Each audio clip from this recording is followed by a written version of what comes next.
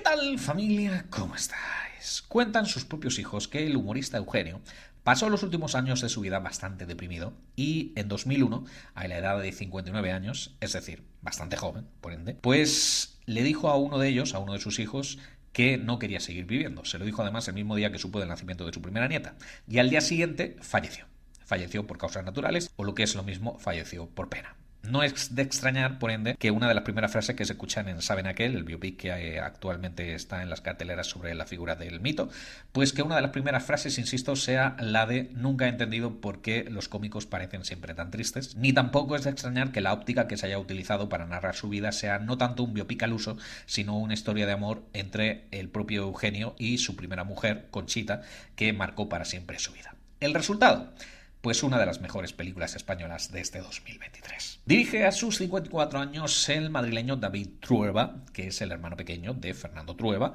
y el tío del también director Jonás Trueba, y que siempre ha tenido que cargar un poco con este lastre de pertenecer a una familia de artistas y que por ende pues su trabajo se compare siempre con el de ellos, especialmente con el de su hermano mayor.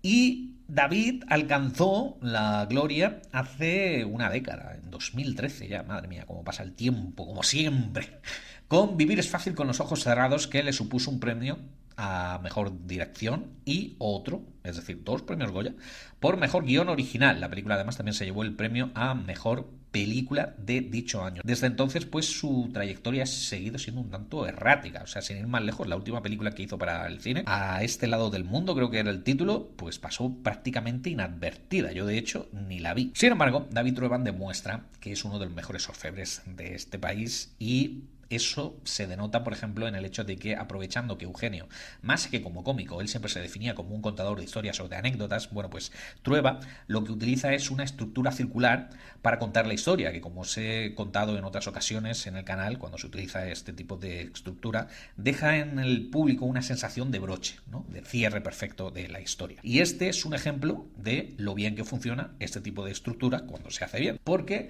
antes de retomar la escena inicial con la que se abre la película, el personaje de Eugenio en la pantalla dice: algún día mis hijos entenderán por qué hago lo que hago. Y efectivamente, cuando se retoma esta escena y se lleva hasta su conclusión, la sensación que te deja como público es que efectivamente sus hijos al final entendieron cómo era su padre. Prueba de ello es que el guión de la película está confeccionado, escrito en base a 2 libros de memorias que escribió Gerard, uno de los propios hijos de Eugenio. Los encargados de dar vida a sus progenitores, a los progenitores de Gerard, en la pantalla son, por un lado, Carolina Juste, que interpreta a Conchita, una cantautora que estaba tan rebosante de vida que esta lamentablemente se le terminó demasiado pronto, y por el otro David Verdaguer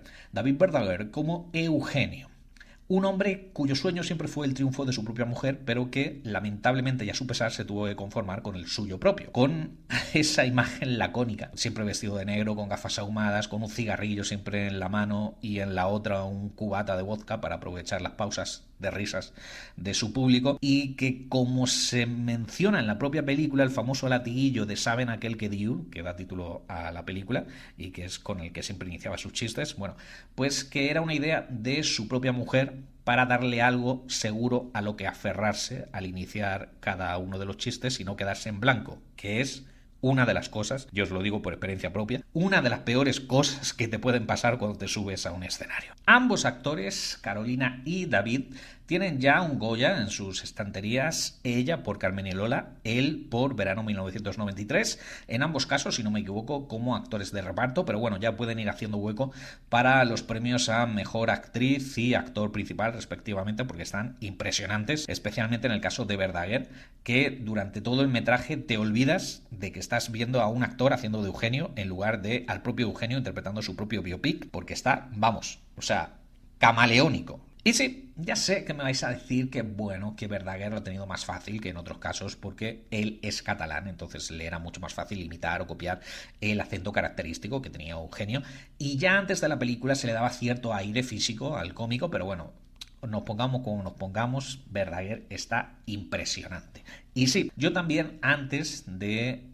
ver la película, cuando supe de la existencia de este proyecto, pensé que era de este tipo de películas que un actor levantaba para su lucimiento personal, como en su día, por ejemplo, también hizo Óscar Jarnada con el también biopic de Camarón. Pero bueno, si ha sido el caso, pues oye, Objetivo cumplido a la espera de lo que digan los académicos. Pero es que además Saben aquel es un viaje en el tiempo, o sea, te traslada directamente a la España de los 70, que es una época que yo viví, o sea, no soy tan viejo, no soy tan mayor, pero yo recuerdo perfectamente, yo nací en los 80 y se emitía por televisión especiales de humor sobre la figura de Eugenio, entonces yo viví a Eugenio,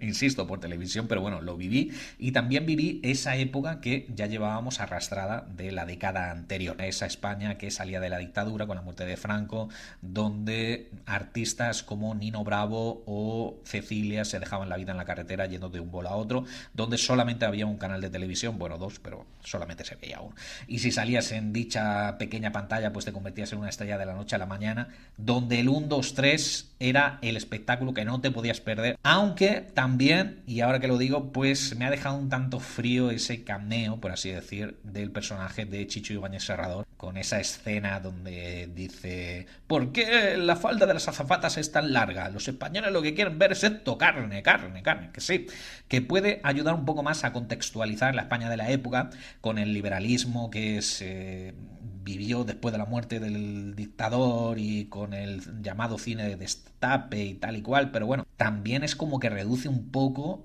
la esencia de Ibáñez Serrador a un tío que quería ir por ahí vistiendo chicas. Bueno, que también, ahí están los castings del 1, 2, 3, ¿no? Pero bueno, también lo hacía Bob Fosse para sus espectáculos musicales y era un genio. Que, por cierto, muy deudora está Saben aquel de otro biopic sobre la figura de un humorista que dirigió el propio Bob Fosse, sobre, en su caso, sobre la figura de Lenny Bruce, que es un cómico de los años 60 en Estados Unidos, la película interpretada por Dustin Hoffman, peliculón, y que también nos ayuda de alguna forma a entender el por qué Eugenio triunfó tanto en esta Nuestra piel de toro, porque Lenny Bruce en los 60 sufrió todo tipo de cancelaciones, de boicots que le llevaron, bueno, hasta su muerte, por hablar y hacer humor de cosas de las que no se podía hablar en ese momento en Estados Unidos. Mientras que aquí, como he dicho, estábamos en una sociedad que lo que quería precisamente era comerse el mundo y divertirse, salíamos de una depresión, de una dictadura, y Eugenio encima el tipo de humor que hacía era un humor blanco y para todos los públicos, o sea que es entendible que triunfase y que arrasase tanto como lo hizo. Así que bueno, termino diciéndoos eso, que os recomiendo encarecidamente que veáis Saben aquel, que es una de las mejores películas de este año 2023, por lo menos de nuestra cinematografía, y que encima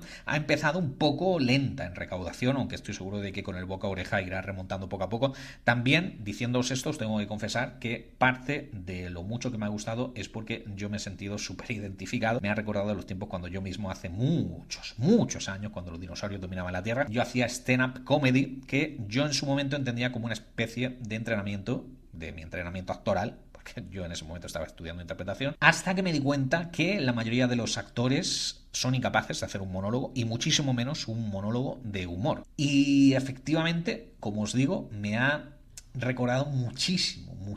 y me he sentido identificado no ya en el pánico escénico que tenía Eugenio, porque yo nunca diría que tuviese pánico escénico, sino que llegué incluso a sentir aversión hacia los monólogos de humor y hacia la comedia en general. Con lo que disfrutaba yo los monólogos de humor, que es uno de los motivos por los que empecé yo mismo a hacerlos, al final llegué a cogerles muchísima manía, o sea, porque sobre todo una vez que te dedicas a ello es que no entiendes el porqué. Y fíjate que al final todo lo que nos dedicamos a esto acaba siendo, bueno, como el propio Eugenio, que más que cómico era un recopilador de chistes, pues tú mismo empiezas a estudiar la comedia, ¿no? Hay un momento en el que el propio Eugenio está mirando la tele y está estudiando a otro cómico, creo que era Tony Leblanc, no estoy seguro. Bueno, el caso, había monólogos con los que una noche literalmente salías a hombros por la puerta grande y al día siguiente con el mismo monólogo prácticamente te abucheaban y sobre todo no soportaba a la gente que iba a los espectáculos a no reírse. No es que tú no les hicieras gracia, sino que iban exprofeso a no reírse. Y es como, tío, si no te quieres reír, quédate en tu puta casa. Por eso, entre otras cosas, yo soy un público tan agradecido. O sea, me río con cualquier cosa. Y por eso me ha gustado mucho toda esa parte que tenía que ver con el humor. Sí, que por eso es un biopic también, me ha gustado en ese sentido, de que hay muchísimos chistes a lo largo de la película. Yo me he estado descojonando durante todo el metraje, las 2 horas que creo que dura la película se me han hecho muy cortas, y me ha gustado toda esa parte, digo, de encontrar la liturgia de si voy a Madrid, pues voy a empezar con chistes sobre catalanes, ¿no? Por ejemplo. Y también la estrategia de, oye, esa gente que se ríe mucho, que tiene risa contagiosa, vamos a sentarnos en la primera fila, porque la comedia, vosotros os pensáis que es muy fácil, pero no, tiene su complicación. Afortunadamente, yo nunca tuve tanto éxito como Eugenio, así que pude retirarme de la comedia a tiempo de pillar una depresión profunda.